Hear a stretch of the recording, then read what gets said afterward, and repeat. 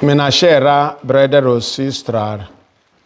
De två läsningarna idag, den första läsning såväl som evangelietexten talar om förlåtelse och kärlek till de som hatar oss.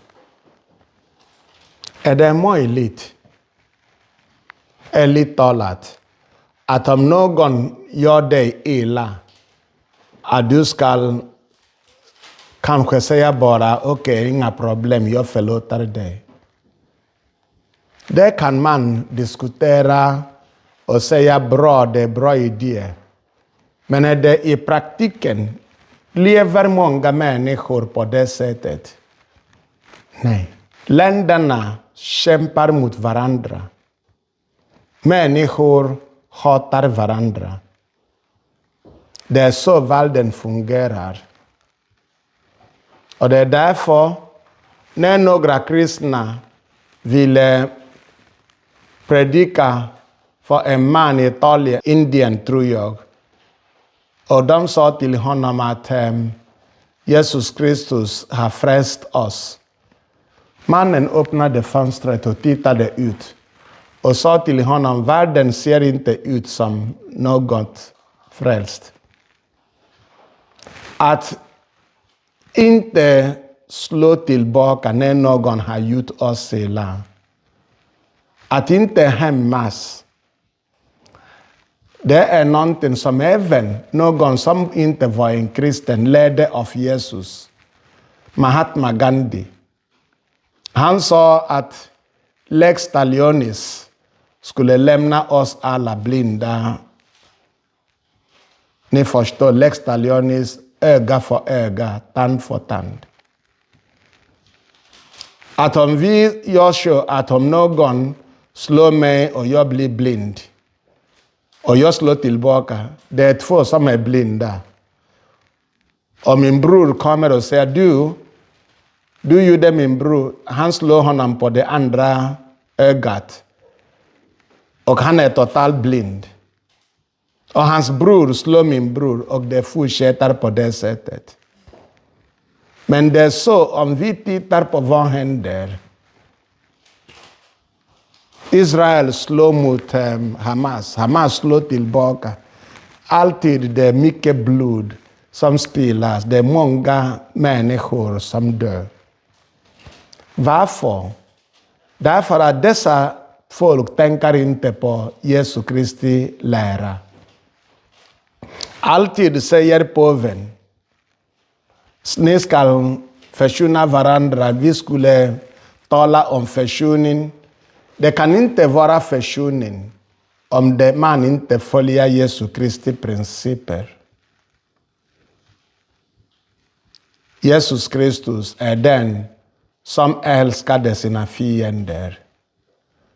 Jesus Kristus är den som på korset bad för dem som dödade honom och förlåtade dem. Fader, sa han, förlåt dem, för dessa folk vet inte vad de gör. Så hur kan vi leva som kristna i en värld där förlåtelse är inte normalt? Vi måste ha Kristi ande inom oss. Det går inte att försöka göra det därför att jag är klok eller jag är en god man. Nej. Om Kristi ande inte verkar i mig är det omöjligt att leva som Jesus lär oss. Att någon gör mig riktigt illa. Det är inte att bara någon sa osnälla ord. Att någon till exempel har dödat din mamma. Är det lätt att säga jag har förlåtit honom. Att någon har gjort att du mister ditt jobb och nu är du arbetslös. Är det så lätt att säga jag förlåter?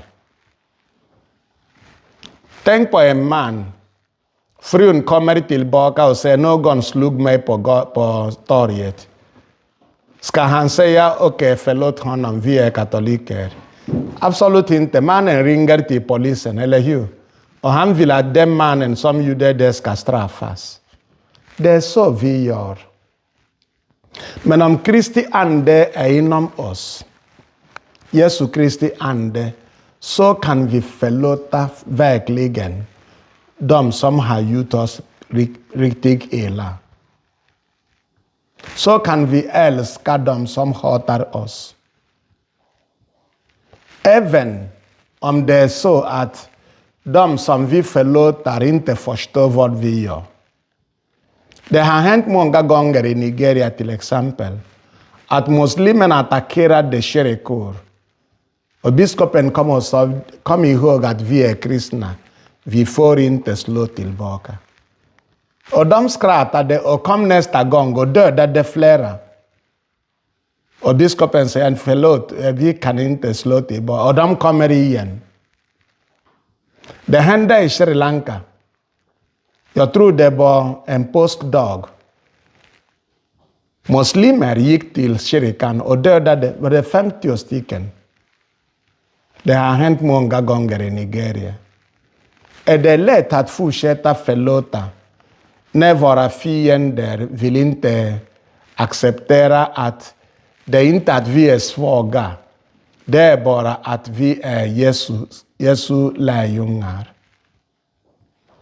Vi ber idag och vi ber från hjärtat att i vår vanliga dagliga relation med varandra att vi förlåter, att vi försonar oss med varandra. Men jag ska säga en sak. Vi börjar i familjen. Ibland är det så att mannen och kvinnan som är gifta pratar inte med varandra. De talar inte med varandra. Och det kan gå många veckor. När de ser folk, de ler och de pratar. Men sen hemma så är det tyst igen. Det händer till exempel någon som berättade att det var en man som hade bråkat med sin fru. Mannen skulle ha intervju nästa dag. Eftersom de inte pratade med varandra. Han skulle stiga upp mycket tidigt. Kanske 5:00 måste han redan stiga upp. Istället för att säga till sin fru, kan du vara snäll och väcka mig imorgon? Han skrev på papper, väck mig 7:00 imorgon. Snälla, jag har intervju. 7:00 nästa dag skrev kvinnan, det är nu 7:00, vakna och lämnade pappret för honom. Sådana grejer händer. Och det händer ibland i kyrkan att man kan inte förlåta varandra. Vad gör vi? Om jag verkligen har ont på grund av vad någon har gjort med mig. Jag ber Gud och säger, utan dig kan jag ingenting göra. Vi ber i denna mässa alltså. Och vi bringar till Gud de som har gjort oss illa och de som vi har gjort illa. Och ber att Jesu Kristi ande ska komma på oss så att försoningen ska vara äkta. Och att vi i fortsättningen ska växa i våra relation med Kristus. Han som förlät dem som korsfäste honom.